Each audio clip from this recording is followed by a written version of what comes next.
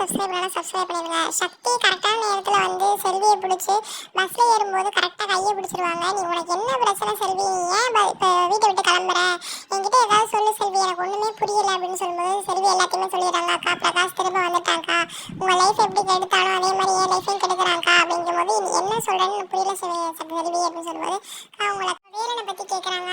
அப்படி இவனே என் வாழ்க்கையை சிரிச்சதுனால எனக்கு இன்னும் மூஞ்சியை கண்டாது பிடிக்க மாட்டேங்குது அப்படின்னு சொல்கிறான் சக்தி.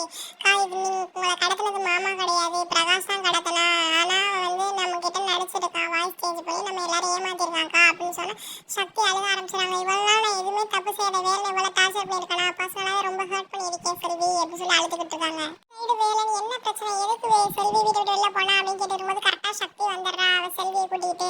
அப்போ எல்லாருமே ரொம்ப ஹாப்பியாக போய் செல்வியை கூட்டிகிட்டு வராங்க. கூட்டிகிட்டு வந்ததுமே கேட்குறான் வேற என்ன பிரச்சனை, இந்த மாமா கிட்ட சொல்ல ஏதாவது நான் பார்த்துக்கிறேன்னு சொல்லும்போது அவங்க அம்மா நான் திட்டினால அப்பா வெளில போயிட்டாங்க, வேற எதுவும் கிடையாது அப்படின்னு சொல்கிறாங்க.